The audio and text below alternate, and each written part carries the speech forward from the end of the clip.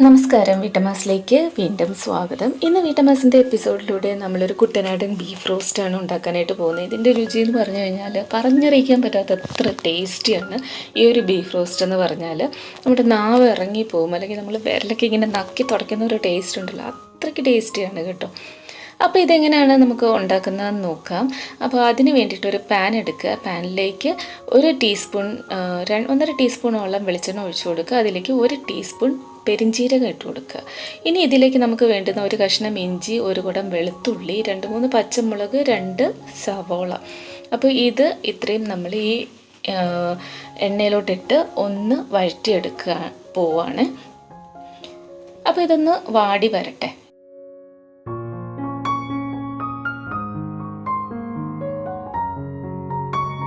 അപ്പോൾ ഇതിങ്ങനെ ഒന്ന് വാടി വരുമ്പോൾ ഇതിന് പാകത്തിലുള്ള ഉപ്പ് ചേർത്ത് കൊടുക്കാം. ഉപ്പും കൂടെ ചേർത്തിട്ട് ഒന്ന് ഇളക്കി കൊടുക്കുക. അപ്പോൾ ഇത് ഈ ഒരു ഉള്ളി ഒക്കെ ഒന്ന് ചെറുതായിട്ട് വാടി വരുമ്പോഴത്തേക്കും ഒന്ന് ജസ്റ്റ് ഒന്ന് ചെറുതായിട്ട് മൊരിഞ്ഞ് വരുമ്പോഴത്തേക്ക് നമുക്കിതിലേക്ക് പൊടികൾ, മഞ്ഞൾപ്പൊടി, മുളക് പൊടി, മല്ലിപ്പൊടി, മീറ്റ് മസാല, ഗരം മസാല. മീറ്റ് മസാലയും വേണം, ഗരം മസാലയും വേണം. സാധാരണ നമ്മൾ ബീഫിൽ ഒക്കെ സാധാരണ ഞാൻ ചെയ്യുമ്പോഴത്തേക്ക് നമ്മൾ വീട്ടിൽ പൊടിച്ച മസാല തന്നെയാണ് ഇട്ട് കൊടുക്കുന്നത്. പക്ഷേ ഇതിന് ഒരു പ്രത്യേക ടേസ്റ്റ് കൊടുക്കുന്ന ഈ മീറ്റ് മസാലയും ഗരം മസാലയും പെരിഞ്ചീരവും കൂടെ ചേർത്തിട്ടാണ്. അപ്പോൾ ഇതിൻ്റെ മസാലപ്പൊടിയുടെ പച്ചമണമൊക്കെ മാറുന്നവരെ ഇളക്കി കൊടുക്കുക. പച്ചമണം മാറി വരുമ്പോഴത്തേക്ക് നമുക്കിതിലേക്ക് 2 പഴുത്ത തക്കാളി അരിഞ്ഞിട്ട് കൊടുക്കാം. അപ്പോൾ ഈ തക്കാളിയും കൂടി ഇട്ടിട്ട് നന്നായിട്ട് വഴറ്റി കൊടുക്കുക. അപ്പോൾ ഇതൊക്കെ കൂടി ചേർന്ന് നന്നായിട്ട് വാടി വരുമ്പോൾ, തക്കാളിയൊക്കെ വാടി എന്ന് ഉറപ്പായി കഴിയുമ്പോൾ ഇതിലേക്ക് നമുക്ക് 1 ടീസ്പൂൺ വിനാഗിരിയും കൂടി ഒഴിച്ചു കൊടുക്കാം. ഇനി തീ ഓഫ് ചെയ്യുക. തണുത്തതിന് ശേഷം ഒരു മിക്സിയുടെ ജാറിലിട്ട് ഇതുപോലെ ഒന്ന് അടിച്ചെടുക്കുക. അപ്പോൾ ഈ ഒരു മസാലക്കൂട്ട് നമുക്ക് ബീഫിൽ പുരട്ടി വേവിക്കാനാണ് വേണ്ടത്. അപ്പോൾ ഈ ഒരു പരുവത്തിൽ വേണം നമ്മൾ അരച്ചെടുക്കാനായിട്ട്. അപ്പോൾ ഇനി നമുക്ക് ബീഫ് റെഡിയാക്കാം. ബീഫ് കഴുകി വൃത്തിയാക്കി കഴുകിയതിന് ശേഷം വെള്ളമൊക്കെ വാർന്നു പോകാൻ വെച്ചിരുന്നു. അതിന് ശേഷം ഞാൻ ഇതേ കുക്കറിലോട്ട് ഇട്ട് കൊടുത്തു. ഇതിൽ നമ്മൾ അരച്ച് വെച്ചിരുന്ന ആ മസാലക്കൂട്ട് നന്നായിട്ട് തേച്ച് പിടിപ്പിച്ച് കൊടുക്കുക. ഒട്ടും വെള്ളം ഒഴിക്കണ്ട. ഇനി ആ കുക്കർ അടച്ച് വേവിക്കാനായിട്ട് വെക്കുക.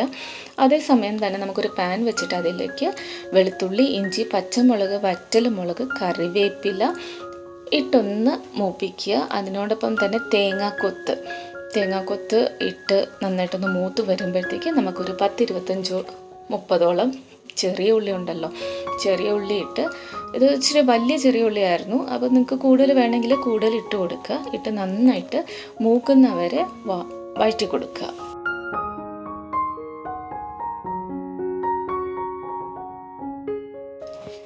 അപ്പോൾ ഇത് വാടി വരുമ്പോഴത്തേക്ക് ബീഫ് വെന്ത് വരുന്ന ആ സമയം കൊണ്ട് ചാനൽ സബ്സ്ക്രൈബ് ചെയ്തിട്ടില്ലാത്തവർ ദയവായി ചാനൽ ഒന്ന് സബ്സ്ക്രൈബ് ചെയ്തേക്കുക. അതിനോടൊപ്പം സൈഡിലെ ബെല്ലൈക്കൺ, അതിൽ തന്നെ മേളിൽ ഓൾ എന്നുള്ള ബട്ടൺ അമർത്തുക.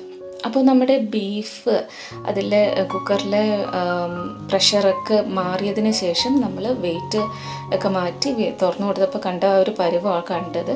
ഈ ബീഫ് നമ്മൾ മൊരിച്ച് വെച്ചിരിക്കുന്ന ആ കൂട്ടുണ്ടല്ലോ പാനിൽ, അതിലേക്ക് നമ്മൾ ഒഴിച്ചു കൊടുക്കുകയാണ്. അപ്പോൾ ബീഫിൽ നമ്മൾ ഒട്ടും വെള്ളം ചേർത്തിട്ടില്ലായിരുന്നു. ബീഫിൽ നിന്ന് ഇറങ്ങി വന്ന വെള്ളമാണ് അതിൽ കിടക്കുന്നത്. അപ്പോൾ ഇതിലിട്ട് നന്നായിട്ട് ഇളക്കി യോജിപ്പിക്കുക.